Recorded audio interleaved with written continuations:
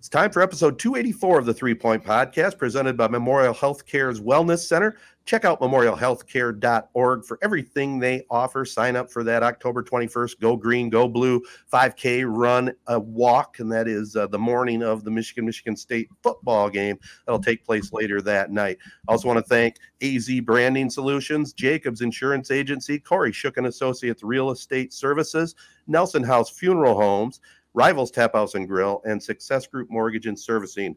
We'll be talking with Brandon Green in the Prep Spotlight from ABC 12 in Flint. But as we always like to do, we play a little catch up, and I know Jared has something, but I'm remote tonight in the nation's capital. I'm out here lobbying for the Speaker of the House seat. I hope I got a shot at that. I was going to say, usually you go out there for a family visit is what you say, but are you, there's some elections coming up. Well, yeah, you keep saying eligible. You're retired. But... Well, I mean, it pays pretty well. It wouldn't surprise me if we get is his name Mitch McConnell episode from you tonight, Ted, where you just freeze up and have no words. No, I will say this in all honesty. I'm staying completely away from politics. I can tell you that. But I will say, we're recording this on Tuesday night, and what's going on in Israel. I mean, we look at the whole world right now with Ukraine and now Israel. It's a mess, boys. It's a mess. And it's, at least sports lets us lighten up things a little bit because it's very serious out there. Yeah. Yeah. Well, it's kind of hard for me to segue off of that, but I'm going to try. So I have a question at the end of this story. So just so you guys don't get lost in the weeds, there is a question coming at the end of this story. Right. Let me just first say it for the listeners who maybe don't realize I am sicker than a dog right now. If you can't tell how nasally I am, it's kind of a Jordan flu game-esque for performance on this pod, but we'll just roll with it. Like Pat McAfee on College Game Day last week. Exactly. Both of those guys stepped up. Let's see what you can do. Yeah, right. So a couple nights ago, I woke up. Window was open. It was the first night that our temperature really dropped. It sucks, Matt. You're lucky where you're at. It's officially winter season is upon us here. It's cold. So I woke up, throat scratchy, nasally. I'm like, God dang it, allergies got me again. Went to the store later that day, got some allergy medicine. Like, all right, this will work. I'll feel better. Woke up that night at about 3 a.m. with a case of the worst chills I've ever had in my life. I kid you not. I almost could not move my body. It was like I was in paralysis. I had chills so bad to the point where I had to do like a JJ McCarthy type pregame meditation practice to calm myself down and be like, you're going to be okay. I felt like I was dying. So 4 a.m. I walk over, I go sit in the shower, just head in between my knees, just hands over my head, just letting the shower try to warm me up a little bit. Finally, after about 30 minutes, it finally warmed me up. Stayed in the shower for another hour or so. Finally got out about 5:30 a.m. Didn't go back to sleep. Couldn't, coughing everywhere, headache everywhere. It's just been horrible, man. So that was a night ago. Went to the Michigan game, watched the Michigan game, barely got through it. Just horrible. I've been in hell. Got Chick-fil-A, had like 3 bites. That's when you know you're sick. Couldn't even finish a sandwich. So yeah, this isn't just some cry fest. Basically, what I'm asking is, what's the sickest you guys have ever been? Because I'm pretty sure that's what I'm going through right now. I've had food poisoning a couple times, and I was out of town both times, and it was ugly. I mean, all I wanted to do was go home in my bed, and it was coming out both ends violently, not to be too descriptive, but I was coming home from Chicago, and I would drive for a little bit and then pull over and try to close my eyes, and then I finally got to a rest area just in the state of Michigan, and I felt ill, so I was going into the rest area bathroom. Then I looked around. This is winter. There's snow. It's cold outside, and I just decided, the hell with it. I'm not going in there. So I just went beside the building and let it all out. Hopped back in the car, finished my drive. Is it probably? Is that your famous rest stop story? I thought, or do you have another one? I thought, why, or is that it? There probably is other ones. I've been a road traveler for a long time, but that's the only one I can think of right now. Too cold to go in the rest stop, so you just boot. No, I just everywhere. decided it's easier just to let it rip out here, not mess around with going in a stall. It might be filled, and I might be even worse. Might be even worse. Yeah, that's pretty bad. Food poisoning is not fun. I mean, to answer your question, Jared, I went through a ridiculous thing with my back or whatever last year. So speaking of that's not really a sickness. I don't know what the heck was. I mean, I do know, but that's probably the worst for me. But like what you're going through or what Ted went through, I can't like pinpoint anything specifically, but I do have to ask, like, Dayquil. I don't know what you have. We don't want to throw out the C word and say anything like that. A lot of symptoms there, though. All right. Whenever I kind of go through something like that, like whenever I have something like that, wake up with some some of those symptoms, what you're saying, Dayquil always like just does it for me. Like, did you have anything like that around, or even just some? No, well, like I said, I thought it was allergies, like so I kind of went that route. And since then, I'm kind of going the natural remedy, Aaron Rodgers-esque route. It's not really working for me, as you can tell. So I actually did pick up some Dayquil and NyQuil today. So hoping the NyQuil that I'm going to take probably about 15 minutes left in this podcast is going to put me right to sleep. So we'll see how I feel tomorrow. The worst part about NyQuil, hopefully this stuff works, because it's no fun being sick. That's for sure. The NyQuil thing, I haven't taken it in so long. I don't know if Ted, you ever went through this or whatever, but it always like kind of not like scared me, but because it knocks me out, like, like it's supposed to the point, like with kids, I'd always be like, I might not wake up if a kid is sitting there screaming their head off and I'm just full of NyQuil or something like that. Right. So it always, I stay away from NyQuil a little bit, but that's why I've been doing, sorry, Ted, to cut you off, just real quick. That's why I've been doing this natural remedy try. Hasn't worked. Went through a whole box of Kleenexes today. Because it makes you feel like, not only does the NyQuil like kind of knock you out in a scary way, but the Dayquil, it almost feels like you're like looped up or something all day. I just hate the feeling of it. I'd rather be sick than the feeling that a Dayquil or NyQuil gives me. But here I'm at. But this is where I'm at. I got them both on me right now. So yeah.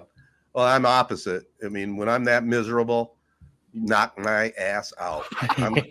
I'm drinking the double dose of NyQuil at night just to sleep it off, because that's just how I am. I'm not scared about it. I don't have kids around, so I don't have to worry about it. As long as my wife can check that I'm breathing in the morning, I'm good to go. Well, that's the whole thing with Dayquil, right? It doesn't necessarily like heal you. It just kind of masks the symptoms, so you feel better. Whatever. And there's our health talk for brought to you by Memorial Healthcare, by the way. So. I was gonna say, maybe you need to go to the wellness center and sit in the sauna with Ted for a while. That sounds great, man. I said that to one of my buddies. I was like, man, I just wish I had a sauna right now. That would clear you're your 100% right. Maybe I do need to make the trip out to the wellness center.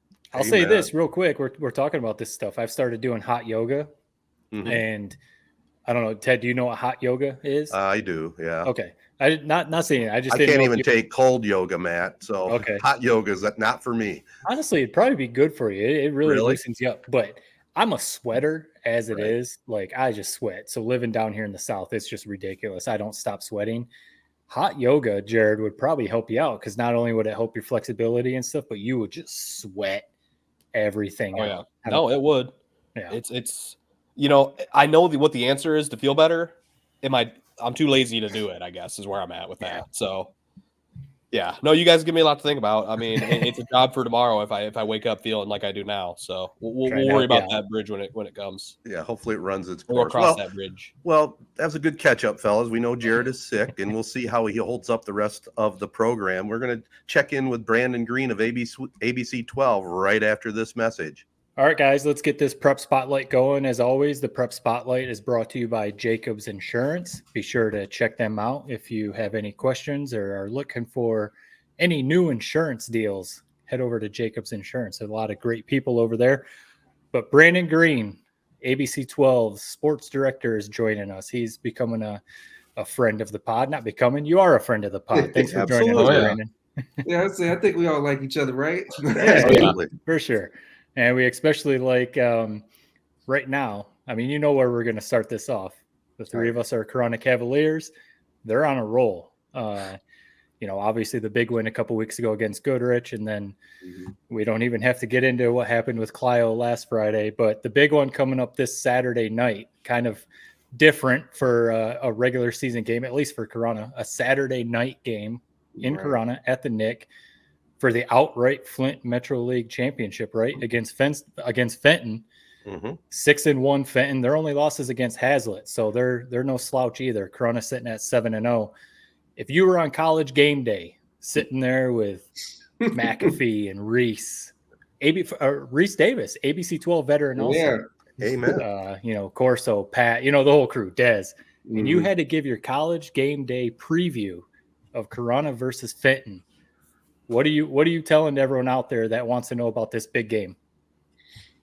I think when you look at both of these teams, it's going to be a clash of two styles because Corunna loves their offense is high flying, high motor, where Fenton is more so methodical in their approach to it, more surgical with their run game. Their pass game is good enough. They got Jahan Bond on the outside, but his touches are limited, sort of. Like, it's not like how Corunna, how the Bauer twins, like anytime Wyatt has one-on-one, they're just throwing it up. No, Fenton they're a different animal, like physical, big, like they're a high-level school. Like, this is like Fenton isn't new to this type of game. Right. Like they're used to being in this position.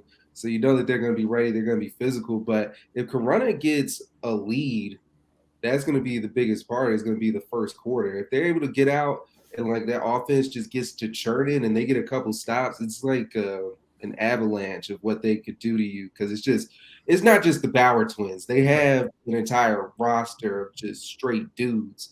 So that's what I would be looking most forward to is that first quarter. Whoever wins that first quarter, I think is really going to tell what type of game it's going to be. Especially since before the other guys jump in, because for the most part, we don't want to say any, for the most part, Corunna hasn't really been tested, right? So if they all of a sudden they haven't. Flat out, they haven't. Right. If they find themselves down 10, down 14 after one, how are they going to respond? Is that kind of like what you're alluding to a little bit? Yeah, because we thought that it was going to happen against Goodrich, but Goodrich this year, unlike last year, they don't like. From what I've seen, they don't jump on you. From the two games that I went to, I seen them play Lake Fenton, and then this past Friday, them playing Brandon. The game was close until the third quarter, and then Goodrich like just flipped a switch. Right. They couldn't do that against Corunna. Once they got down, they couldn't flip that switch. So I'm interested to see Corunna against a team that has that mentality of like, we're going to put you down and we're going to drag you out to the deep end and see if you can swim. So because that's what the playoffs is. So I think this is a perfect test to see where they're at and where they're going to stack up. The thing when I think of Corunna this year, outside of maybe the football field, is I think of how great of crowds they've had, especially the student section in that Goodrich game, their first home game of the year. For this community, I feel like maybe we don't always have the best talent in this Flint, mid-Michigan area, but I feel like the community always comes out and supports the teams. For all the games you've been to this year, what's been maybe the best crowd you've seen in the best student section? Ooh, because we do the fan zone every Friday. Right. Oh my goodness. There's been too many. Lapeer, when they played Heritage, was ridiculous. Yeah. They did like a neon theme. And one time when they scored, they brought out like a plank, right? Like just cardboard. And this dude, he looked like Boris Kojo. He just got up there and started doing like all these push-ups and stuff. It's like, this is different. Goodrich crowd last week was really good. I think every crowd last week was good because they stood out in the rain. It was cold. It was windy. Yeah. Chesaning always is top tier. They do. Top tier. I really like Fenton this year, of course. Davison, Grand Blanc. I don't think I could just pick one, but if I had to, that Lapeer crowd, I was like, this is different. I've never seen this before. I've seen the cheerleaders doing push-ups, but never like a staff member or a parent like hyping up the student section doing push-ups. I've never seen. You and Joseph do a great job over there at ABC 12, especially for your highlight show. Just a kind of an inside baseball media type of question. It's usually rare when you get people that call out, and compliment you. But there's plenty of people that have a problem with you on both sides of the coin. Do you get a good response from people? I would say, I think you got to take the good with the bad. Like, it's always going to be, you're not going to please everybody. And that's one of the biggest things I figured out here. So we just try to stay true to what we do. Like, our coverage isn't going to dictate towards a parent mad because their kid isn't made a touchdown, but they weren't in the highlight. Right. We got so many schools to get to that we can't be everywhere. We try to be there for those big moments. But if we're there for a big moment, we're going to do it up the biggest and the best that we can. Right. So that's our approach. But it is a good bag. I say it's more good than bad. You always have those days where people want to call or they want to email, but the good always outweighs the bad, especially in person. For sure. One of your stories I loved, and it's outside of football. I'm sure we'll come back to football. But it was on Lucas Power, who was a golfer, actually. Who ended up kind of living my dream, high school golfer, ended up going to play at Pebble Beach. Can you maybe share with some of our listeners this story and where they can find the full story as well? So you can find the full story on abc12.com. And for Lucas, he's a senior at Kersley. He's part of the First Tee program here in mid-Michigan. So their initiative is to give kids a chance to basically play golf and to better themselves, not only through golf, but through education opportunities and everything else. But Lucas was special because his story is tremendous. Because he started playing golf at 2 years old, like everybody else, in the backyard with a putter and everything. But he had a coach that saw something in him so much that he paid for his club fees, his first set of clubs, put him in First Tee, put him through coaching to get Lucas to this point where through First Tee he had an opportunity to write a bunch of papers. I think it was 5 essays or something he had to write, and he was chosen to represent Michigan and to go down to Pebble Beach and play. And when you talk to Lucas, he's the most humble kid ever. I know if I was going to Pebble Beach, I would be I'm about to show everybody up. VJ who, I know I would be doing it up. But for him, he was more concerned. He gets to play with his idols and people that he grew up watching on the TV. And you love stories like that. You love stories where a kid gets to live out their dream. Because for me, I live out my dream every day by just getting paid to talk about sports. Right. That was the ultimate dream. So to see somebody achieve their dream is like a pinch yourself moment. And it's always good because it wasn't just Lucas that was good. It was everybody in the First Tee program. Because that story took a while to set up because I was dealing with some deaths in the family. We were supposed to do it a month before. We had to reschedule and everything. So they were really great. And I love that. They were really understanding. Yeah. That's why we were able to put out the story that we did. That's one of the coolest things. And we've talked about local news or local news coverage, whether on TV or even still newspaper type stuff. You always sometimes you get those gem stories that when you find it or you hear about it, you just know it's going to, transcend or it's going to connect with the whole community and stuff. And it definitely sounds like that's one of them right there. And that in the next few weeks, the next month or so, some of that stuff is going to happen. Some schools are going to make a run to Ford Field or at least win a district championship and maybe a region. And it's going to be those same kind of memories. We obviously talked about Corunna Fenton quite a bit, but give us, 3 or 4 other teams that you think right now they're putting themselves in position to make a run to Ford Field. Is Goodrich still there, even though, the Corunna game happened? Or are there, Davison obviously is always, one of those teams in the Flint area. Any other teams that you guys are like, this is a team to look out for? So we actually have a couple games coming up that I'm really interested in. We got this Friday, Grand Blanc against Davison. Okay. Because Davison, they seem like a juggernaut. Yeah. They have run through everybody they were supposed to. And it was that De La Salle game. I think, because, when teams peak or whatever the coaches say, for Davison, I think that was more so confidence, because I was there that first night that they played De La Salle over there at Atwood. It was not what Joseph went to the next day. It was more so they were trying to figure it out. AJ Hill just coming back from injury, how you work him back in. Sawyer Glennie, how much of the offense can they give him? But then I went to their game against Carmen Ainsworth this past Friday, and they look like Davidson of old, like just throwing the ball all around the lot, running game working good. Then they got these linebackers that will hit you. So I'm interested to see them against Grand Blanc, especially in that environment, because Grand Blanc has a new stadium. Like every game I go to, it seems like the crowd gets bigger and bigger, and it gets harder to park. Yeah. So I can't wait for this Friday. Also, Gladwin against Frankenmuth. Oh man. Last game of the season, rematch from the state championship game when Gladwin kicked the field goal to win it. I think that one's going to be telling, especially for that D5 division, especially where Frankenmuth is at. Because Frankenmuth just been rolling. They had that hiccup against Goodrich over there at Michigan State to start the season. But other than that, they've been just normal Frankenmuth. So I'm interested to see that game. That's a heck of a regular season matchup. And I didn't realize that was the final game of the regular season for those teams. Yeah, we're going to be there. If we gotta go to Gladwin, we're gonna be in Gladwin for that one. That hour 45 is gonna be But also, I think Chesaning, because you always have these teams, just like Durand last year. It's like the same story. Chesaning is having their best season since 2001, which is also when they won the state championship. So it seems like they're coming back full circle.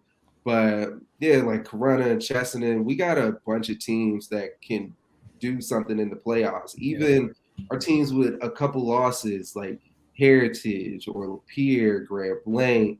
I think a team that people really have to look out for is Hamity, because they're just flying under the radar right now. And it seems like they're getting better week by week. And what Gary Lee is preaching to those boys over there and has the way that they're playing. I know last year we lost to Frankenmuth, right? We didn't lose to Frankenmuth. But this year it's that confidence of just coming back and knowing that if we do these little things, then we could get there. And that's what, when I went to their fall camp, that's all Gary Lee was preaching. Like, we just have to do the little things, like those little things, that little block, that little pass route, that little run block is what's going to separate the champions. So I can't wait. Hopefully, I want Hamity to make a run, because it's so cool to see like someone from Flint, like and see the Flint community get behind a team that you just love to see that. One of the speaking of Flint, you've had the opportunity to hear Monty Morris talk a couple times about him coming back to Detroit, and obviously he's been huge in the Flint community his whole life. What's it been like having him back, kind of around and in the area? What have you noticed from people, and what have you heard about him? Flint is a special city because they get behind their athletes like no other. I don't know if you guys had the chance to get out to the JaVale McKee program and to see the love that JaVale got when Miles came back, that he got. It's like it's different. You can't really explain it. And for Monte, it's in a whole, like, you put that one like JaVale and Miles like in a box because they're not here during the regular season. Monte is here. Like, he was at Beecher's game the other night. Like, he's constantly back here. Like, his mom doesn't live that far away, so he's constantly back in the Flint area, whether he was doing his camp or just even up at Beecher just on a random day. So, because you can't put into words how much that does for kids in the community, because Beecher, we all know what they are in basketball. It's like they turn these dudes out, but for Monte to keep coming back, it's different. Him at media day, he couldn't stop smiling because he had on the Pistons jersey and the colors, and he is a Piston. This is what he dreamed about, because I know everyone's seen. I had to go back and watch Bucktown, that slow because it was that good and it was that compelling that this looks like an average dude. He's not that tall. Me and Monte, we look eye to eye. But then you see like Jalen Duren, he's like, but he's just somebody who plays the right way and he does the right things at the right time. And that's what Pistons need. That's what any basketball team needs. And when I did the story about him coming home, I sat down, me and Mike Williams, Davidson's head coach, longtime teacher, head coach. Oh, yeah. We sat down for like an hour and a half just talking. He took me through like all the stories about when Monte was in like 4th grade. He said that's an NBA player. And everyone called him crazy. Or when Monte first got to high school and he wanted to put the ball in his hands. Or Monte going to college having to just grind it out over there at Iowa State. Like he wasn't this dude, the man. He had to work for it. Then in the NBA, he had to go to G League. He had to work for it. So he is Flint, because Flint, you're hard nosed and you work for everything that you get. That's the mantra of the city. Yeah. So for him to make it, now he's in the Motor City. He's right down 75. Right. That's I sweet. can't wait for the Pistons' first home game. I was looking it up. I think it's October 28th. I will be there. I have to see this. Yeah, I look for the Pistons to definitely make a move up if they stay healthy. You know, I think they got a good young core and a good coach. And sidebar, I had a chance to broadcast Morris's last high school game at the Breslin, and he was sick. It was like a Michael Jordan thing, you know, and Langsburg Wolfpack almost got him. It was a 2-point game. The Wolfpack had the ball at the end, but he was a great player for sure. Well, before we let you out of here, Brandon, this is the prep spotlight, but since we talked about the Pistons and I set it up in our open, wow, what a weekend for our area. I mean, you know, we love Corunna. There's no doubt about it, but you look at the Michigan Wolverines, #2, and you look at the Detroit Lions, baby. Talk a little bit about those two programs and what they mean to our state and your coverage. It's an overload right now. Because when you think about everything that's going on, you want to get to everything. Like we're going to be at Michigan, Indiana this weekend. But also what CMU is doing up there in Mount Pleasant shouldn't be understated. They went to Notre Dame. They were in the game against Notre Dame. They're in the game against Michigan State. Like this team is serious. So the chips are good. Wolverines are good. The Lions are, man. Wow. What? We don't want to get ahead of ourselves with the Lions, but Green Bay is it's something I haven't seen before, because I feel that sometimes I'm the bad luck charm, because I went to 2 Lions games, right? Yeah. I went to the Justin Tucker field goal game, like 67. I was there for that one. And then I was at the Seahawks game this season. Every other game they did good. So maybe it's just me. Maybe I just got to stop going to the game. Yeah, send Joseph out to those games, will you? But it's just what Dan Campbell preaches is what I like. Just that hard nose, do your job, be one with the team, and they all buy in. Everybody. It doesn't matter what job you're doing. And then when you have Ben Johnson calling up plays for the center to hike it between Darren's golf legs, like it's amazing. It's stuff you don't even think about or see. You know you're doing something right when Kyle Shanahan and them over there in San Francisco are stealing your plays and running it that same night. Amazing. Yeah. Well, I'll tell you what, we enjoy your coverage over there at ABC 12. Obviously, our listeners can tune in every night, including the Friday night show you have. But tell our listeners the best spot to catch up with you on the socials. So you could see me at B Green. Yep, B Green Reports on every social media platform, Instagram, Twitter, and Facebook. And the ABC 12 team is getting bigger. I'll just throw that out there. Oh, love it. We are adding a 3rd person. We'll make that formal announcement next Monday, but we can't wait. We're going to hit the ground running for the rest of football and the start of basketball season. Well, looking forward to it for sure. Brandon, not Ted, is it? It's not Ted. I was going to say you, Jared. You know, young guy. No, Ted. You were just telling us last week how you kind of you miss it. So hey, I wouldn't be surprised if you might be the special guest. Stay tuned. Tuned in Monday night. Yeah.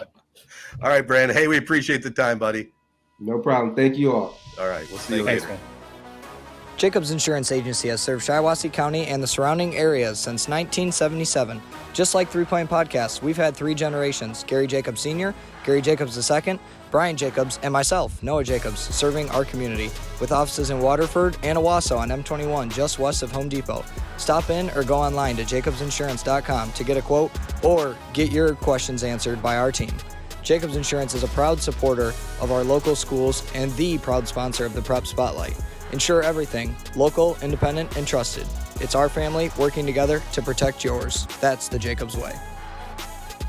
Oh, great stuff again, as always, from Brandon Green. And it's funny, Jared, that you jumped in there about me being maybe the new hire. I immediately thought of you and was going to add into this portion. But yeah, they do a great job over there, and they cover all the area teams, and they're doing a great job covering the Corunna Cavaliers. I mean, you set it up a little bit, Matt, 57-0 over Clio. It was a game where, you know, the starters played, but most of the backups got most of the reps. Parker Isham, not really a backup, but he got primarily the most carries, 104 yards, a couple touchdowns. Caden Mitten came in late in the game, had a real solid running game, 2 touchdowns. Bryce Eddington, another solid game defensively, a 35-yard pick six. And, you know, I was just looking at the season stats on Wyatt Bauer. 60 of 76 in the air, 1,427 yards, 18 touchdowns, another 676 on the ground with 12 touchdowns. So he's got 30 TDs on the season. Not bad. Pretty good. Not bad. And especially in limited duty. You know, we didn't even get into the fact that, I mean, I don't want to jinx it. I'm going to knock on wood, but I have never heard of a team, especially in our area, that has had a running clock all 7 games. And, you know, 7 games. So every game, a running clock. It's just amazing. Yeah, you have I mean, to if they think- get through this week, I mean, they're going to go the whole regular season with a running clock. I mean, it's a tough task going against a bigger school like Fenton, which can be a really fun matchup on Saturday night. But yeah, it's impressive. They haven't. It's high school. You know, the emotions they're going high, they're going low. It's impressive how they've stayed even keel this whole year. Right. That's unbelievable in high school. It really is. And we'll talk about it a little bit more when we get into Michigan, but it reminds me of Michigan where, you know, for a couple weeks, if the opponents are maybe a little lesser or down, you can kind of use that, I guess, quote unquote excuse. But when you get into, like, for Michigan, 6 games, Corunna, 7 games, mid-season, you're getting towards the end of the regular season and your starters still aren't playing in the fourth quarter. You're having running clocks. It's not just like, you know, an outlier. You're doing this every single week. Like you said, Jared, not having that one letdown week where, you know, maybe you have a couple turnovers or something like that. I mean, for Coach Herrick, we talked to him last week, obviously, and then credit the players, of course, to stay engaged and, like, you know, stay in the moment, I guess, and not have one of those letdowns. It's insanely impressive. And I'm going to be, for sure, this might be the week, Ted, if you get the technical stuff figured out. This might be the week I sign up for NFHS.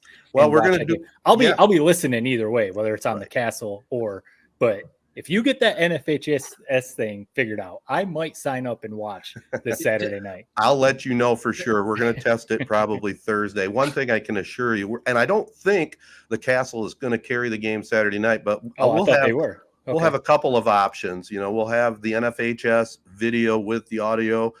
If that doesn't work, or even if it does work, I think I'm going to, again, do the Facebook Live. And it's just, I'm going to call it Facebook Live radio. I mean, you know, the video quality is not zoomed in, but at least you get the audio. So, and that's free. So anybody that wants to listen in will have access to the Cavaliers on Saturday night. It's a good camera quality. And I mean, compared to think about just 6 years ago when I was in high school, and it's like you're watching the film back. It's like, looks like you're watching it on like a 1975 VHS tape. So technology has come a long way. That's for sure. I have a question for you, Ted. Do you think this is the only time in Corunna's history that they've been the only game going on? I mean, Saturday night, they got to be the only game in the state, right? No, I thought I saw the D Zone, you know, that site that covers high school sports. I thought they said there were some other Saturday games. Yeah, like afternoon games. I don't know. I don't think there's any other Saturday night. And if I'm a Corunna, I mean, this is what I would love if I'm on that Corunna team, or if I'm on Fenton and I'm playing in this game. You know, there's going to be other schools. There's going to be other coaches coming to scout you. They're going to see what you're all about, and you can definitely send a big time message going into the rest of the season if you lay it on thick on Saturday night. So well, Corunna's got to stay focused. They got to go after the business on this Saturday night, and you know, then we'll see what happens the rest of the way. Is it? One final question on the Cavaliers: is it any concern? And it probably is a little bit. They haven't been tested at all. You know, I mean, you want to get tested before the playoffs, don't you? It's almost like a yes or no, because it's almost like if you're not being tested, maybe you're just that good. Exactly. And you're just steamrolling teams. That's true. Right. Kind of like what we talked about with Brandon. If all of a sudden Fenton maybe jumps out to a lead, is that going to make them change Corunna? Is that going to make Corunna change their offense? Are they going to start pressing, or something like that? So yeah, sure. You need some adversity for sure. But I mean, if you're clicking on all cylinders like you are right now, I mean, my no guess sweat. is from watching them, even if they get down a score, they're not going to miss a beat. They're just going to reload and go after it. I really think so. One thing to mention, I mean, I was texting you guys earlier. I was looking up some stats and stuff. Obviously, Wyatt Bauer, Corunna's quarterback, getting a lot of the accolades. Fenton has a pretty good quarterback themselves, right? So is it going to come down to like a quarterback duo who has the bigger day? Is that kind of what you think is how it's going to play out? Kind of looking at it that way right now, but we'll see. I'm going to do a little further research and delve in when I get back home. Right. In other words, got a little bit of research to do before you can report back on that answer. I mean, Matt's already given me my best research on that game, so yeah. I was curious. Yeah, I looked up their quarterback. Let me look at my notes real quick. Their quarterback Noah Dotson has honestly very similar statistics to right. So a little get bigger pen and paper out, Ted. Start writing this down. Oh, I've got it. I got a text. Matt's my man. All right. The one lost against Hazlitt too. Right. The one loss against Hazlitt, but the one big thing, if you look up the numbers, if you're just looking at tail of the tape type of stuff, Fenton's defense gives up like 24 points per game versus Corunna's 5. Right. Again, they're playing different opponents, so I don't know how much you can look into that, but I wonder, which one's going to play out. And the Cavaliers do have the home field, which can be big. It can be big, definitely, especially Saturday night. Oh yeah. Well, let's whip through some of the other key games. Chesaning continues to roll 29-12 over Durand. Braden Florian, 120 yards, a couple touchdowns. The team that really doesn't get talked about, and I was going to talk about it with Brandon a little bit, kind of under the radar, the New Lothrop Hornets. They haven't had any massive victories, but they are 6-1. And we know about their program in Clint Galvis, and they picked up a win over Ovid Elsie. The game heard on the Castle, 14-13. A late touchdown won it for the 6-1 Hornets. So don't count them out there in Division 8. They're that team. They're almost like at this point they're almost like in Alabama. Everyone is saying Nick Saban's done, the dynasty is over. But if Alabama somehow sneaks into the college football playoff, no one wants to see Alabama. It's kind of like New Lothrop. Even if New Lothrop kind of gets into the playoffs, like you said, under the radar, no one wants to play New Lothrop in the playoffs. Are you kidding me? No, I wouldn't. Is there a small part of you that is irritated that every game this year that the Castle has done has been a great game, whereas like you've been gone through years of blowout after blowout? I mean, there is got a magical in the air with this radio season. I never really thought about it too much, but you're right. It doesn't make me upset. It makes me actually kind of glad, that Casey gets to start off with this great schedule. He's mentioned it a couple different times. And there have been some great matchups for sure. But no, it doesn't bother me, Jared. I've done enough games. Oh, yeah. Enough overall. A couple other scores. Perry down Stockbridge, 14-13. You're following the Ramblers there. Matt, they might make the playoffs for the first time other than the COVID year. First time ever in program history, which looks like they're on their way to do it. First time ever. And I have 2 nephews playing on the team. One's upperclassman, so he's getting reps on offense and defense, Brady. But first time since 92-93 that they could have a 6-win season and make the playoffs ever. I mean, I know Perry maybe isn't like a storied program in the area, but that's a pretty cool story. If Perry is able to get the 6-7 wins and make the playoffs. I was going to ask you, Ted, though. I know we're starting to go long on the prep spotlight here, but so it would be their first time since 92-93 getting to that 6-win mark. When did the 6-win automatic playoff berth thing come into play? Because was it like around then? Because they won 6 games, they won 7 games. 80s, right? Early 80s. No, or was there still like a point system? Because they got to those 6-7 wins and didn't make the playoffs. It was totally point system. I don't think they went to the 6-win thing until the longest it could have been was like the late 90s. But I'm thinking even in right around your time. I was thinking of when the playoffs were created. No, but it was all points. It was all points then. Yeah. Yep. Oh, and got to send a shout out to Timmy Hall, led the defense with 13 tackles. Morris, they pulled a big upset. They've kind of been up and down this year, but they knocked off number 4 Mount Pleasant Sacred Heart 44-13 in 8-man football. Wyatt Cartier had 264 yards and 4 touchdowns. And, it's okay. We're going a little long in this segment because Jacobs Insurance Agency will be glad we're talking high school sports, and they'll be happy I brought up a cross-country story. Corunna's Peyton Chandler, top 10 finisher at the DeWitt Invitational. And in soccer, Chesapeake has repeated as MMAC champions with a 7-1 win over Lakeville. They improved to 16-1 overall. So in both sides of the football, they're doing very well over there in Cheese Rock, man. Gotta love it. There's some good area sports going on right now, man. Absolutely. All right. Well, we'll be back here on 3 Point Podcast, and we'll take a look at some other football in our area. I'm thinking maybe some Michigan, maybe some Detroit Lions. We'll be back right after this. Rivals Taphouse and Grille is the area's go-to spot for the best in food and drink. Meet up with your friends and catch your favorite sporting events on over 20 high-def flat-screen TVs and our 120-inch projection screen. Rivals can handle your large or small parties and is an awesome spot to put on your fundraising events. Weekly food and drink specials including gourmet burgers, wings, pizza, homemade soup, and salads. Rivals also stocks a large selection of craft and domestic brews. Rivals Taphouse and Grille, the official gathering spot of 3 Point Podcast, located on the corner of Shiawassee and M21 in Corunna. I set it up in the open. What a weekend to be a football fan, especially for the three of us, being Corunna Cavalier grads. I mean, they're just rolling, but man, Michigan and the Lions this weekend. I just got to tell you, you guys can jump in with your thoughts. Being on the road, I was a little disappointed because this is a knock against Spectrum now, just so I can throw it out there. You can't. I can call up the Fox channel, but since it's NFL, I can't get it out of town, right? So I couldn't get the Lions game live. So second best thing to do, I listened to Dan Miller and watched the Red Zone. So I saw all the plays. I caught everything on social media, but it wasn't quite as good as watching it live, and I'm sure both you guys did. So you logged into your Spectrum account, but it was just bringing up like the local Fox? It was blacked out. It wouldn't let me. Okay.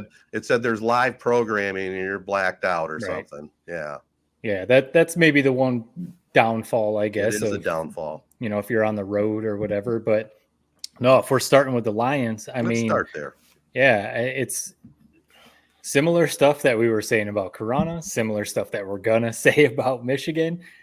It's what we're probably gonna say about the Lions right now. Honestly, I don't really know where you criticize or what you say. I mean, everything is kind of clicking right now, even though the one thing that I guess has been a negative, but it's not like their fault or anything, is injuries. Mm-hmm. They've kind of been hit by some pretty big injuries. Mosley being the big one this Sunday, that he would have been a big piece to bring back in the defensive secondary. But Jared's boy Hutchinson is just more and more making his case for not just like one of the best players in the league. He's making his case for defensive player of the year. If he keeps up like this, I mean, he's making play after play. The defense in general, they're just breaking. You keep seeing all these tweets from like Lions PR or, Lions reporters. First time since 1991, first time since 1956, first time since 1934, allowing like such few rushing yards and, creating turnovers. And they're just playing so well. Ted, we're all like different levels of how much Lions we've watched, but I have never seen a complete Lions team like this. I was, pretty young for 1991. I remember it, but I was pretty young. And then obviously there were some Stafford years that the teams were pretty good, but there was always something, missing or whatever with those Stafford teams. This team, I mean, you can't criticize about anything. Run game, passing, offensive line, probably the best in the NFL. Defense, like I said, I don't know. What would you say? I would say the closest comparison would be the 91 team. They had Barry Sanders. They had both sides of the ball. The lines were good. Chris Spielman at linebacker. They got a good kicker. It was a good team. It was a really good team that made it to the conference final because they only had to play one game to get there, right? And then they could never beat the Redskins in those days, and they just got drilled in that game. They were a little weaker at quarterback with Eric Kramer. Goff's playing at top level in the league right now. Oh, we know you're letting everybody know by your take on him. Yeah. So what? Just put a pin in that. Unless why you want me to. why should I put a pin in it?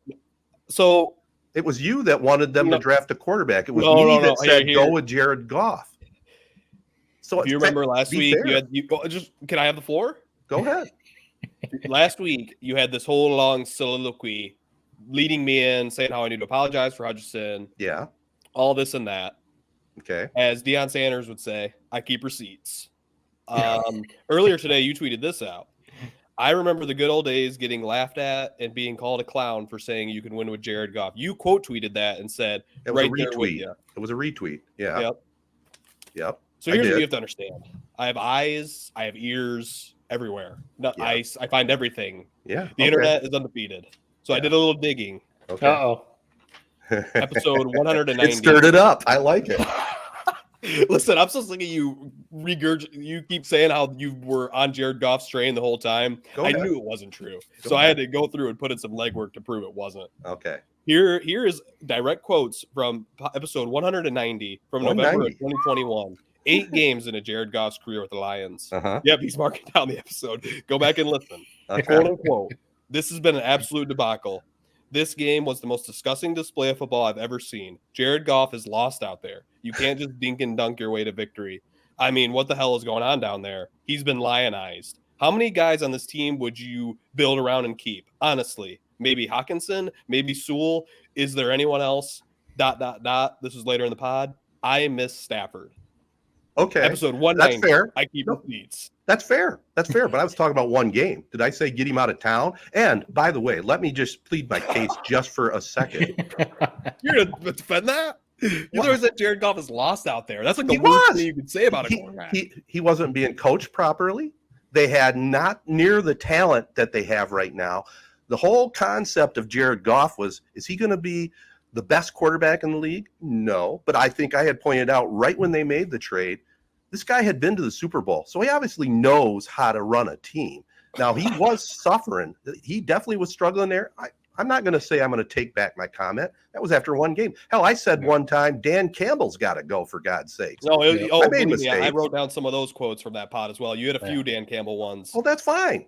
That was episode 190. But I still, at the beginning, you want me to go back and do a little research? And when they made the trade, what I said about Jared Goff, when they made the trade without watching him play, go back and listen to those. Doing, but actually, that was the first thing I did. I went to listen to our first pod when he got traded. We didn't even talk about it. We come a little bit further in our planning each pod.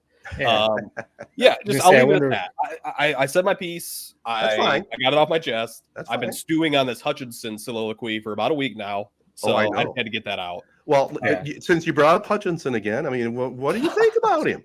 What do you think? Oh, he has answered every question. Okay, he's looking damn good out there. He's making plays. He's not your typical, edge rusher. Somebody tweeted and said he looks like he's Waluigi, rushing the edge. Right. My favorite part of it all was him rocking the no gloves, like a lumberjack out there, 1970s Pittsburgh Steelers style.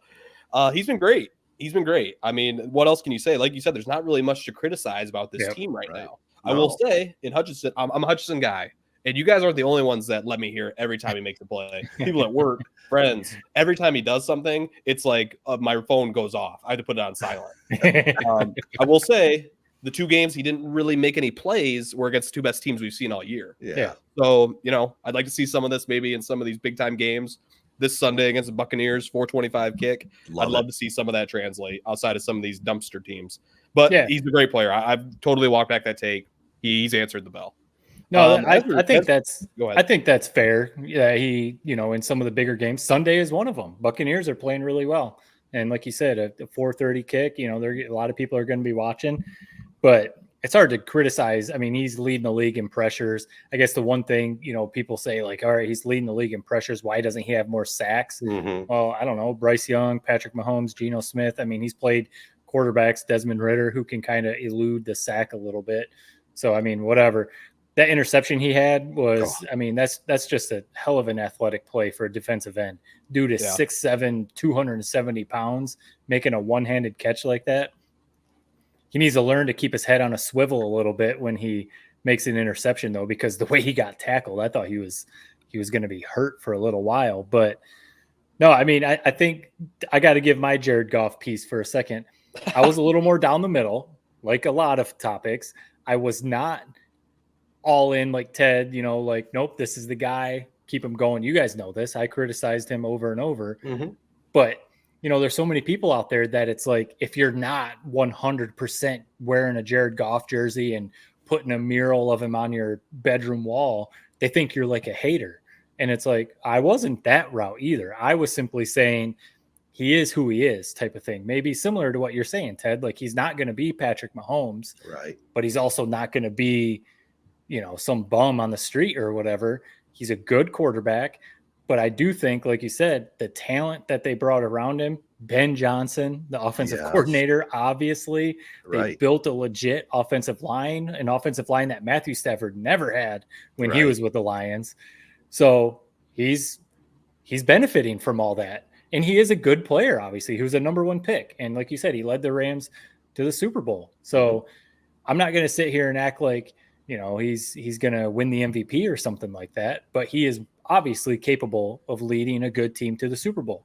So, but you can't the 1-6 start last year, right? You can't forget that he was a large part of that because he was playing really bad. Now they figured some stuff out, they worked out some kinks. They got rid of Hawkinson, and Jared Goff has been great. He's been on a top really 5 ever quarterback. since that trade. Yeah. And we need to somehow figure out, are we going to be able to keep Ben Johnson or not? Is he going to get a head coaching job? I'd love it if it was like the Eric Bieniemy and with the Chiefs, if they could keep, Ben Johnson for 8 years until it was like, all right, go be a head coach.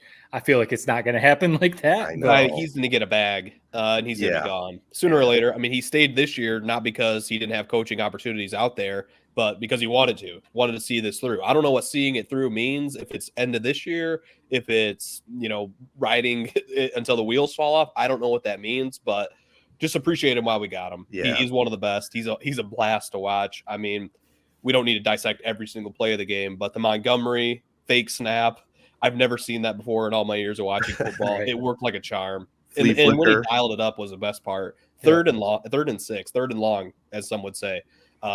Just perfectly dialed, and he got it done. Yeah. We can't talk enough about Jared Goff, though. I will. He's playing like a top 5 quarterback in the league right now. He is. He really is. And it all has to be put on. Yes, we'll blame it on Ben Johnson. The offensive line is great. It's just the fact that he has a coaching staff that finally is like confident in him and says, "You are our guy." That makes a big Brad difference. Holmes making that trade way back when. That's Dan Campbell. I think that's maybe his most valuable trade as a coach, is how he empowers his guys. And you see it in these post-game locker rooms after every game. I mean, how would you not love playing for him and want to play your best ball for that guy? But Jared Goff, an ultimate leader. I mean, he's a Lion for life in my book. Ted, I know you always didn't feel that way about him, but Maybe not. You came around eventually. And you got to it, but what more can you say about Jared Goff, your guy? Yeah, well, I'll just say this: you're well on your way to a Michael Jordan game here, Jared. This is solid. This is solid stuff. All I got to say is I am so impressed that you dug all the way back to actually listen, not look at a tweet, but listen to a 3-point podcast breakdown. Hey, I did that. I did that for Matt. I did that for myself. It's every week you're coming with that. You're nailing it into our brains. I will say, yes, you were on Jared Goff, but to act like you never wavered. I mean, come on, man. Let's be real. Like I said, I wavered on Dan Campbell too. So, and by the way, Matt, the retweet wasn't directed at you. It was directed at that young man right there, just so you know. So that's why I felt the need to do some digging. I was attacked. I figured it was more Jared, but I know I had our Jared. I had been very critical of Goff also. So I was like, is Ted taking a shot at both Jared and I right now? No, but that's okay. I can take it. You know what's funny about this podcast? This is 284. I mean, there's going to be things we say that comes back to haunt us. All three of us. There's no getting around 100%. That. And like Jared has proven, and even some mysterious people out there who I think we know who it is, who go back and listen to old podcasts. Like you said, Jared, there's receipts, just like on Twitter. You know, you put stuff out there. You can't hide. I mean, people can go back and do the research. But the first thing I did was I put Ted's name into Twitter and searched Goff. Nothing came from that, so I had to go into the podcast archives to find that. But I'm proud I did. A big old smile right across my face as I'm hearing him go on this tangent about Jared Goff. Not only did you my listen, question you about the wrote it Lions- down. Right. My question about the Lions. Do you guys, we saw the Cowboys get their butts whooped, last night. Yeah. You look at the teams in the NFC that we're probably going to have to win a playoff game against. It's the Cowboys. So flat out, do you think that the Lions are a better team than the Dallas Cowboys right now? I do. Yeah. I think they have to only worry about Philly and San Francisco. That's where I'd put them. Yeah, I mean the 49ers right now are obviously the class of the NFC. They look like they have to be the favorites in the NFC. But right, if you're saying the Cowboys or the Eagles right now, I would put the Lions right there with them because of everything we just said for the last 20 minutes or whatever. Yeah. They're playing as good as anyone. Goff isn't turning the ball over. He's got a couple picks, but he's not turning it over at a high rate. The defense isn't giving up a ton of yards. I don't know. They're right up there with those other teams. They believe, man. They believe. And then another question I got for you guys. After seeing how this offense put up a 42 ball with Gibbs on the sideline and 5 weeks into this Gibbs experiment, he's got 0 touchdowns. If I would have told you that before we drafted him, do you guys, or right after we drafted him on draft night, do you think that you would still feel the same way about that pick? Not looking at that stat, no. I agree. Right. Yeah, you would hope that by game 6, 7 or whatever he would have been in the end zone at least once. Yeah. But knowing that clearly David Montgomery is the number 1 running back, and obviously at this point they're trying to ease Gibbs in. I'm still not out on him. So I'm gonna give my receipts right now for you to go back in a year, Jared. I'm not out on Jahmyr Gibbs. I think he still will be a significant contributor to the Lions. Is he going to be the number 1 running back? Maybe not that, but NFL nowadays, you got to have 2 or 3 running backs. Yeah. So he's going to be that. They did that without St. Brown also. Yeah. So that was the most important part to me, is how they did it through injury. Now I will say that's also probably my biggest worry about this team. I mean, thinking back to last year, in terms of the injury luck, it was impeccable. Nobody really went down. You saw how the team got stronger as the year went on. The injuries are really starting to kind of pile up. I know we've been good at filling holes. It's a credit to Brad Holmes and the team he's put together. But you got to think at some point they're going to start to pile up, and we're going to start to see it on the scoreboard. I mean, right? Yeah, you're right.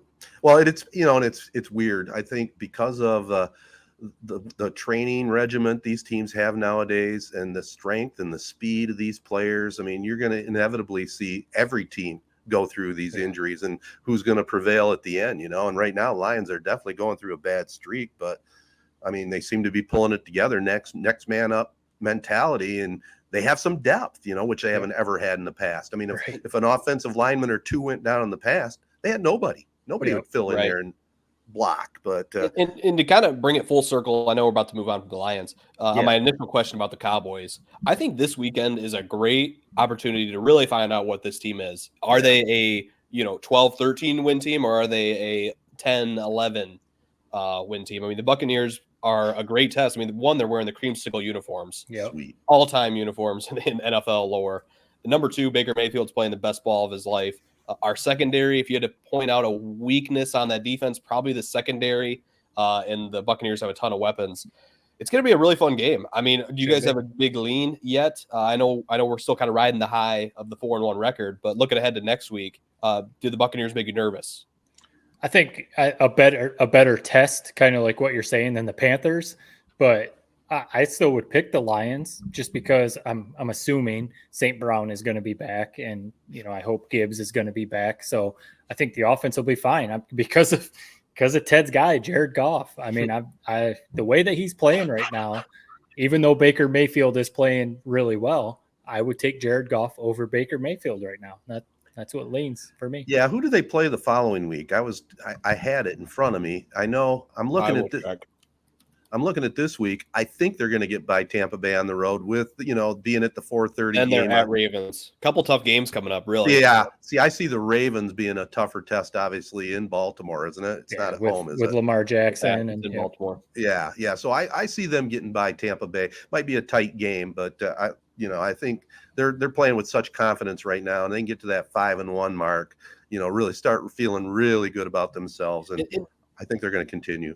And here's, I guess, why I put such a, it's just another game, maybe to some people, regular season game. Oh, they'll make playoffs. Who cares? But I mean, if you really, really, really want to win the Super Bowl, you got to get that round 1 bye. Mm-hmm. And every game matters for that. I mean, we saw the Eagles, we've seen the 49ers.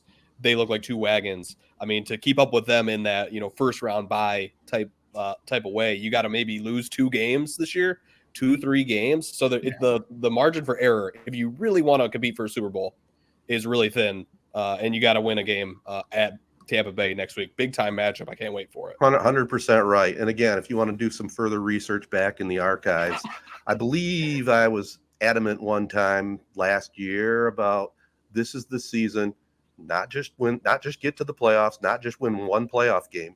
You got to go for the Super Bowl. You have to. I mean, I don't got to look at the archives. I mean, you booked the ticket to Vegas. I mean, you put your money where your mouth is, man.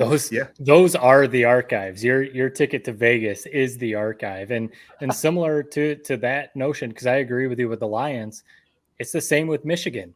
Yeah. Michigan right now has to, they have to, and they are take advantage of this year with the loaded roster that they have. I mean, they went into Minnesota, who's no slouch. Minnesota, they're not going to win the Big Ten, but game. It's a solid program. Night game at Minnesota. Michigan traveled 75 guys and played 74. I mean, that kind of stuff just doesn't happen. It was like a backup long snapper was the only guy that didn't play. That poor guy. Right. I saw a TikTok obviously with him. Talk about it. Yeah, he showed up on the camera on the bench one time, and he did a TikTok saying like, "Look, I showed up on TV." It was really funny. But no, it's similar to what you're saying about the Lions have to make a run to the Super Bowl this year with the schedule that Michigan is going to have next year with UCLA, USC, Oregon. They play Texas non-conference with those other schools coming to the Big Ten, and potentially if JJ McCarthy goes pro and all those other guys that are going to go pro next year, Michigan might be looking at a 8-9 win season next year, unless they get a lot of guys to really step up. Anyway, I say all that to say Michigan has to take advantage of this season, and they are. Similar to what we were saying about Corunna, maybe playing some down opponents or something like that and just putting up crazy numbers. Michigan is not letting up against anyone, which you guys know. We have seen Michigan do a lot. They go in against an opponent like Middle Tennessee State or BYU or something like that, and it gets into the third, fourth quarter, and it's like a 1-score game, and we're sitting here like, dude, are we about to blow a game against Central Michigan or something like that? They're not. I mean, they are steamrolling teams to the point where people are talking about this is like the most efficient Michigan offense that we've ever seen. Defense is creating turnovers. The starting defense has scored more points than they've given up. They've scored more points than they've given up. They haven't. The starting defense hasn't taken a snap inside their own 10-yard line. So they're not even like letting teams get to the goal line. I saw a stat that opposing quarterbacks, again, against the starting defense, has produced negative points. So, I mean, like, that's all these crazy numbers with Michigan that it's like, you can't just say, they're playing no one. They're playing no one. I mean, they're now into the Big Ten schedule and still doing this. It's impressive what they're doing. I mean, the secondary is elite. I mean, Will Johnson and Mike Sanders still. You guys already know Mike Sanders still. That's my Jared Goff, Ted. Yeah, okay. I love him. This is the best secondary we've really seen at Michigan since Jabril and Jordan Lewis are back there. They might even be better in terms of coverage. We know Jabril was a great athlete, but maybe not the best out there, covering guys. But on top of that, I mean, the offensive line and JJ are dialed in. I loved what Aaron Rodgers said on the Pat McAfee show. Second Aaron Rodgers comment of the day, and second Pat McAfee mention of the day. I loved what he said, where Pat McAfee asked him something along the lines of, is overline play, how important is it to a team? And Aaron Rodgers basically said, it's overrated. If you have a good quarterback, a guy like a JJ McCarthy who can figure out when teams are blitzing, can audible the line shift them to the left, shift them to the right, change protection. It's almost more valuable than any singular lineman you can have out there. And Ted, correct me who this guy is. NBC color guy broke it down perfect on one of Michigan's first half touchdowns, where you see JJ McCarthy talking pre-snap. He shifts the alignment. The offensive line covers an extra blitzer. They protect him. He throws a touchdown pass. So when you have an offensive line like Michigan has, and you have JJ McCarthy, who's mature, we see him doing the meditating before the game, and really seems to be kind of coming into his own. Harbaugh's actually compared him to Andrew Luck in that sense. I mean, the sky's the limit on offense. If you have an offensive line like that, quarterback dialed in, I mean, what more can you ask for? And on top of that, you got Blake Corum, who's maybe their best running back in the league. I mean, what more can you say about this team?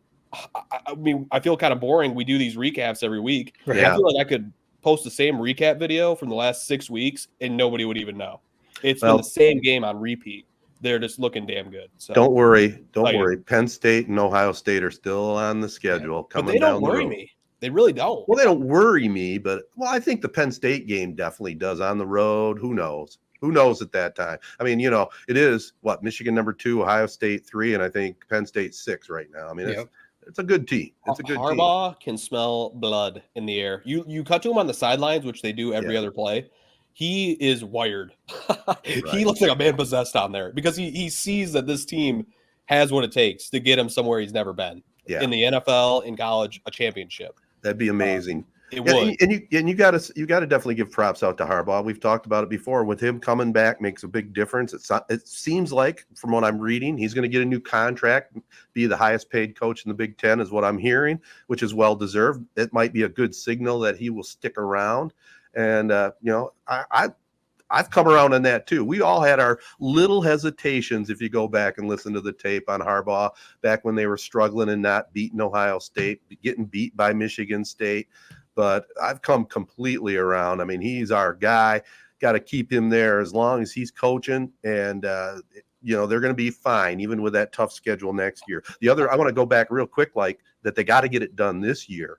Because next year with the expanded playoffs, man, it'll be a shootout at the OK Corral when they get there. It'll be a crapshoot just like the NFL, playoff system. So this year with the 4 teams, it's the year to do it. Yeah, and luckily, Penn State, obviously they do still have Michigan State on the schedule, and Michigan State, even though they're very down, they're going to play the game of their season against Michigan, try and ruin Michigan's season. But Penn State, Ohio State are the 2 big ones. And they do have Maryland also in between those 2 games, and Maryland's playing pretty well right now. Yep. So they're a solid team. Luckily, that Penn State game isn't going to be a whiteout. It's not going to be a night game. Thank goodness. That helps. Yeah, that helps Michigan's, I guess 100%. Chances there a little bit. But I'm not. I mean, kind of what Jared said.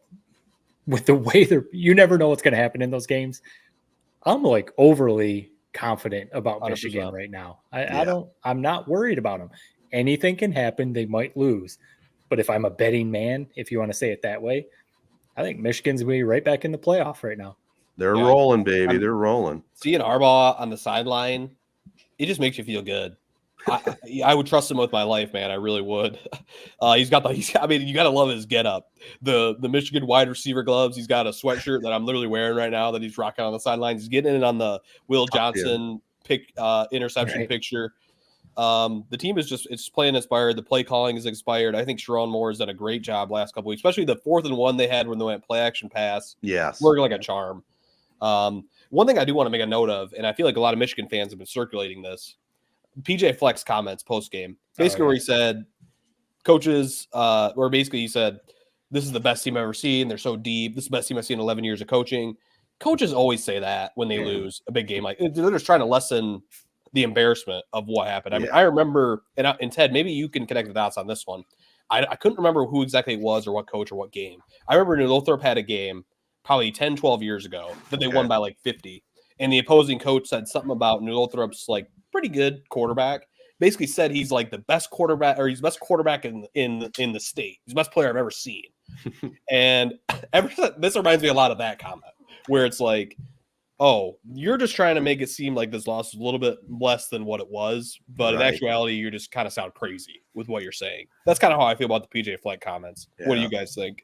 I mean, I think I don't think it's completely coach speak BS. I think he was out there on the sidelines and saw the depth and how good they are and was being honest. Yeah, he's probably a little bit prisoner of the moment and trying to lighten up the ass kicking that they took, a little bit. But, I think even though I'm not a big PJ Fleck fan, I think there's some truth to it. I think he went out there and he saw, dang, this is the team that we have to try and get up to, in the Big Ten. That's a tall task. Yeah. But I do get what you're saying, though. And, also in the state, we probably don't have many Michigan State fans still listening right now to us, but they had a bye and they have Rutgers this week. But the big story out of East Lansing continues to be the Mel Tucker thing. I mean, holy cow! He's going to war to get that money, man. I'm going to be like, I'm probably going to sound like Jared on this one. Like I've said already, I'm usually a little more of the middleman on this. I'm so out on the Mel Tucker story. Yeah. I'm interested to see how it plays out.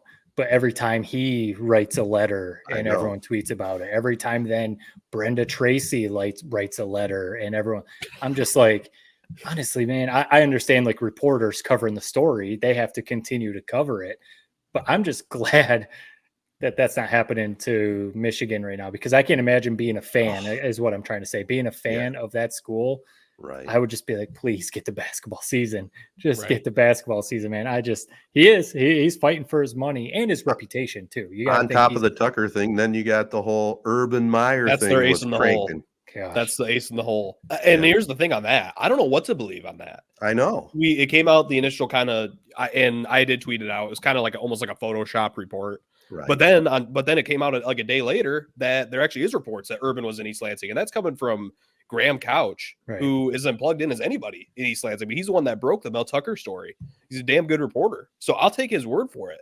There is not a 0% chance that Urban Meyer is coaching in East Lansing next year. And here's what I've noticed from Michigan State Twitter accounts, Michigan State fans. They all want him. I know the baggage that comes with it. But flat out, the college football is turning more into the NFL every day, and it's all about wins more than anything. And none of these guys are perfect. We talk about it every time, Tom Izzo, whoever. None of these guys are perfect. There's a lot more guys like a Urban Meyer than there are Nick Saban. Right. So you might as well get one that can win. Mm-hmm. And so that's where I'm at. If I'm administration, and I think there should be pressure from Michigan State fans and donors and supporters to get this deal done and get him hired. Give him the same exact contract you gave Tucker. Just shift the money over. Why not? Who says no? Maybe the people paying the money, they might, I get what, like Ishbia and some of these other people, they have endless money. They don't even know what to do with it.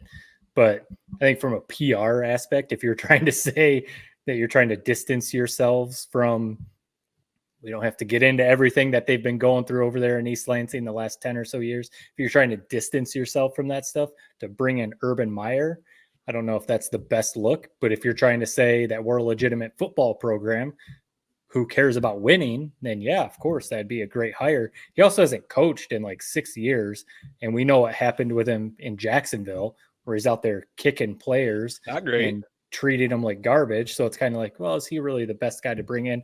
The one thing I will say, Graham Couch, he didn't say that he was in East Lansing. He said he heard that Urban Meyer was in East Lansing. There's no 100% confirmation that he was. Seen no backup on that. Right. There's no photos. Why would Graham Couch say that? I don't know. But there's no like, look at here is Urban Meyer at Rick's, at, wherever in East Lansing. So and Couch did not break the Graham. I could have sworn he did. He didn't break the Tucker thing. It was USA Today. Right. Wasn't it with him? He probably had some input, but the big reporter was USA Today. Yeah. Either way, it would be a crazy hire. It would be a crazy hire for sure. I do agree with exactly what you said, Matt. For PR, no way. But if you want football wins, if you want juice, and Jared, I agree. If you're going to pay Mel Tucker $90 million, hell yes, you pay Urban Meyer that. Right. That's the going rate. It'd almost be laughable if they better than the devil you don't, as they say. I mean, what he is. You're not lying to anybody. The guy can coach football. I tell you what, as a Michigan fan, it would be awesome for the rivalry, but dear Lord, I do not want him in East Lansing. That terrifies me. The one thing I would say is he, like they all do, kind of like what you're saying with the baggage, Jared, like all these coaches have egos the size of the state of Michigan. Would he want to come in to a program where the football facility is named the Tom Izzo football facility? I mean, you would think if Urban Meyer is going to come into a place like Michigan State, he would want to say, not like, I don't care about Tom Izzo, but no, this is my program. You're renaming that basketball facility, the Urban Meyer, or sorry, the football facility, the Urban Meyer. Right. You know what I mean? Like there might be some big egos come into play. But I think what Urban Meyer is waiting for, I think we even if this story isn't necessarily true, I think we all can see the writing on the wall. He wants to get back into coaching.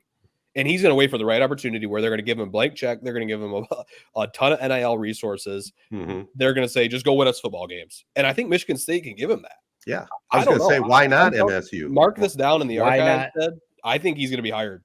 Why not MSU? My response would be, you got to deal with Michigan. You got to deal with Ohio State. You got to deal with Penn State. You got to deal with USC coming in. You got to deal with Oregon coming in. You got to deal with Washington coming in to the Big Ten.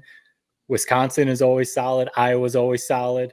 And then you're at Michigan State, who traditionally isn't up to, I seriously do think Urban Meyer is maybe the best college coach I've seen in my life.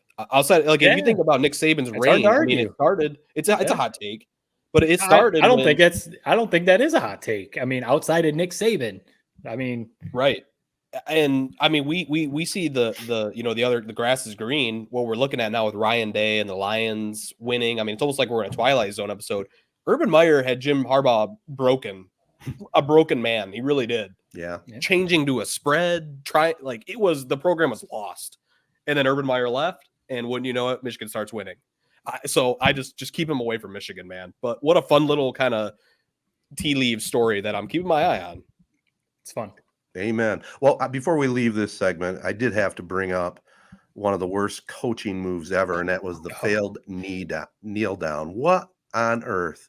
Do you guys understand that at all? I know it's kind of an old topic, but how can a coach of a top 20 team not know that you just kneel it out and you win the game? How is that possible? Yeah. So for anyone that doesn't know, real quick, so Miami versus Georgia Tech. Miami had the ball at the end of the game. Well, all they had to do, like Ted just said, take a knee or two, get the win. Done. Instead, it seems like they kind of got a little flustered. It was kind of like crazy. They didn't know what to do. They end up handing the ball off. Yep. Worst thing possible. Running back fumbles the ball. Georgia Tech gets it. 3 plays later, they're throwing a touchdown and Miami loses the game. And you see Miami players on the sideline crying, mouthing, "What the F are we doing?" And it's just like, I keep meaning to go back and see Mario Cristobal is Miami's head coach and see his presser. I keep meaning to go back and look up and see what he said, what his explanation is, because there's no explanation. I think they saw the offensive coordinator today. The offensive coordinator took the fall for it. Yeah, he took the fall for it. To be a devil's advocate on this whole, I'm the only guy that's saying this, and this isn't what. Obviously, it's so stupid. Just take the knee, man. But at some point, just hold on to the goddamn ball. Yeah, you're running the clock out. Put 2 arms on it. I don't know why this running back's fighting for every little last yard on 3rd and 10 when you're clearly short. Just go down. Well, I know it's easy to just say just take a knee. But at some point, put the ball in your players' hands. They got to be smarter than that. That's the players. That's the devil's advocate. Coaches aren't perfect. At some point, the players you gotta connect the dots for the coach, man. They're not perfect. Don't fumble the ball and tell the defense don't give up 3 big pass plays to Georgia Tech. Oh, man. They should have taken. I'm surprised you guys are taking that take. The game's over. The game is over. That's not my take. But if I'm in that locker room. Like instead of just jumping on the scapegoat of the coach, which it was dumb. It was so goddamn dumb. Just take the knee. But you got to look in the mirror sometimes, man. If the coach, they're not always going to make the right decisions. Dan Campbell, NFL coach, doesn't always understand how the clock works. Sometimes you need a guy like a Jared Goff or whoever that is out there kind of calming everybody down. All right. Telling that running back, okay, I don't know why we're not nailing it down, but just get a couple yards, keep the clock running. Get down, live to fight another day. Yeah, I don't want to just bury Cristobal, but what were the other assistant coaches doing? What were they telling him? How did that go all the way through to hand the ball off? Well, you know what it is? It's a lot of times when you get it's like you'll get the little icing on the cake touchdown run that I think a lot of coaches love, where it's you get the nice little stat padding touchdown run. Yes. Give a little twist of the knife at the end of the game. It made no sense. Hopefully it's a lesson learned, but apparently this is something that's happened in Cristobal's past where it's burned him before. Yeah. Dear Lord, is all I can say on it. Not good. Well, we're going a little long, so I'm going to say let's just hold off on Tedtertainment till our next podcast. But I did have a couple other quickies here. In pro football, Dick Butkus passed away at 80. He's in my era, boys. played for the Bears. Bears had a vaunted defense when he played. They never made the playoffs, which was a little surprising to me, but he was as good a middle linebacker as there ever was. I mean, you look at some of the highlight films, back when they allowed, major hits. I mean, it's incredible to see how he played the linebacking position. Ripping guys' head off. Oh, totally. And a lot of those highlights showed the Lions, by the way. They did. An all-time name. I mean, that guy was made to play middle linebacker for the Chicago Bears. 100%. And he grew up in Chicago. I mean, it's amazing. Went to Illinois. Yep.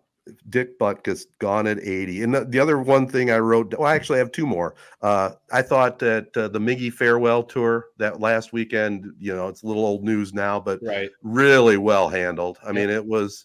The Tigers know how to do it. Bally, you guys did a great job with your coverage. It just it was a tremendous way to send him out, and now he'll be in the front office. So that was cool to see. In a world of, Matt, this, ESPN, television, people got a critique for everything. Mm-hmm. The most telling thing was there was no negative feedback from that weekend. Yeah. The Tigers nailed it. AJ Hinch nailed it.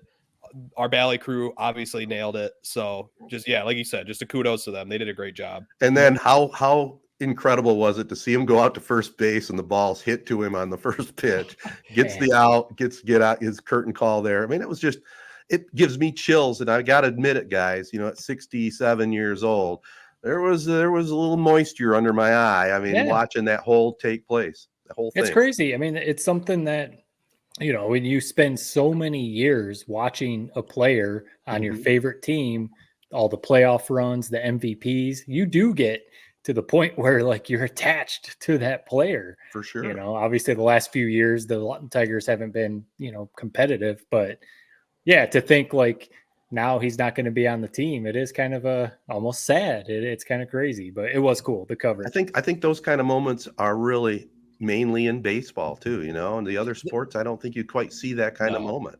That whole game was magical. Just whenever you have something like that, and especially when he's got his last at bat coming, we didn't know that the whole field coming to first base, that was coming. So you just, in the seventh inning, he's coming up, he gets a four pitch walk, and it's just this is the last time we're ever going to see this guy take it at bat. So it's just wild. What it was baseball is still got some fighting left in them with the world of football taking over. Right. They still got something.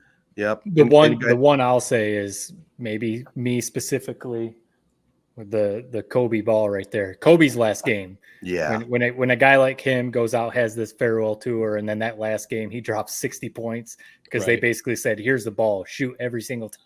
Right. That was pretty cool. But that was a pretty clutch moment without a doubt.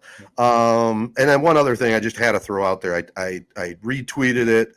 It's just an amazing statistics. This guy, Kelvin Kiptum, ran a marathon in basically 2 hours flat at a 4.36 mile pace. I mean, think about that. 26 miles really doesn't make sense. At 4.5 minutes a mile. 23 years old too. I know. That's you, Jared. That's your age. Little different athleticism or lungs or whatever you want to say, but it is kind of jarring when you say that, especially as you're hacking up along right now. Right. And there's worse problems than this daily sickness that I got going on right now. Let's just say I'm not doing any marathons anytime soon. You think about it too. If he'd been just 36 seconds faster, he'd have been under 2 hours. I mean, think 26 miles. Can you even drive that far? I don't know. Incredible. Well, guys, anything else you want to get on the table before we wrap this up? No, not in the I'll just is there any way we could get real quick? Yeah. Exorcist Believer, that movie came out. We teased it probably a month or two ago when I went and saw Oppenheimer. The reviews aren't great. They're mixed, but I think our listeners would still appreciate it if you got a viewing in it and gave us your review of that next week. Is that possible? Yeah, it's possible. I definitely planning on seeing it. I don't think my wife will go with me, so it may be a matinee. I just go sit there with my own thing of popcorn. Okay. I'm not going to an 11 o'clock at night show. I will tell you that. Right. It'd freak me out. It'll freak me out anyway. But yeah, I'll see what I can do for you, Jared. Since you were so kind to me to go back in the archives and throw it out there. Why not? I'm excited to see what digging you do and what you come up with next week. I saw you making notes, so you won't forget. No, I won't do any digging. I don't have enough time for that. All right. The Aiden Hutchinson one is keeping it, long enough right now. Seriously, I mean, I'm gonna have to. I'm just dying. If Jahmyr Gibbs goes off for 250 yards, I'm deleting all social media. Yeah, and the only thing about Hutchinson, I think you were pretty high on him at the beginning. Last year, you were high on him. Yeah, I mean, I was high on him heading into the Kansas City Chiefs game. I put my word on he was going to get a sack to my coworker at plus 165. Then I watched him all night, and I'm like, what the hell is this? That's what gambling will do to you, Jared. Every time. All right, guys, let's get out of here. This has been episode 284 of the 3 Point Podcast presented by Memorial Healthcare's Wellness Center. Sign up for a membership. Get healthy. Sign up for the October 21st Go Green, Go Blue 5K run walk. Get your details at memorialhealthcare.org.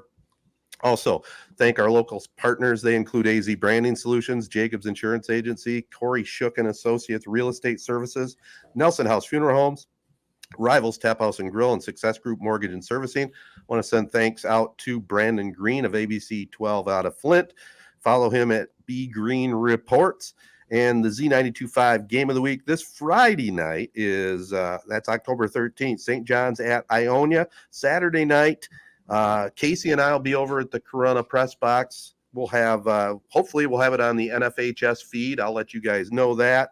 But we'll also have the Facebook Live going at the 3 Point Podcast site. You can follow it, 3 Point Pod. It'll be more like a radio broadcast, but we'll have the camera out there so you can kind of see what's going on. You did say you watched a little bit of that last week, Jared. So did you watch it on your TV or a bigger computer screen? Just on my phone. Just on your phone. It was okay? Yeah. I mean, I turned it on. Score was like 50-0. Flipped it off, but I watched probably 5 minutes of it. I mean, fair enough. So, yeah. But no, I mean, the quality's great. Again, if you can't get hooked up to NFHS, man, fire that bad boy up. It's awesome. Absolutely. Free service, like you said. Absolutely free. So we'll be there Saturday night. Looking forward to that. And, with all that's going on in the world, this is very appropriate. Peace and love, everybody. Let's remember that. Peace and love. Be kind. Thanks for listening. We'll talk to you next time. As we gear up for another exciting fall sports season, Dr. Albana will again host a Monday walk-in clinic to evaluate acute orthopedic sports injuries for adolescent and high school athletes. Dr. Albana, orthopedic and sports medicine surgeon at Memorial Healthcare, will be assisted by certified PA Tara Rakoski and certified athletic trainer Alan Getzinger. Whether you're dealing with sprains, strains, bruises, or any other athletic mishaps, Dr. E and his highly skilled team can get you back on your feet and back in the game. The clinic will be held every Monday through October 16th from 9 a.m. to 3:30 p.m. at Memorial Healthcare Center for Orthopedics on North Shiawassee Street in Owasso. For more information, call 989-541-BONE or visit memorialhealthcare.org.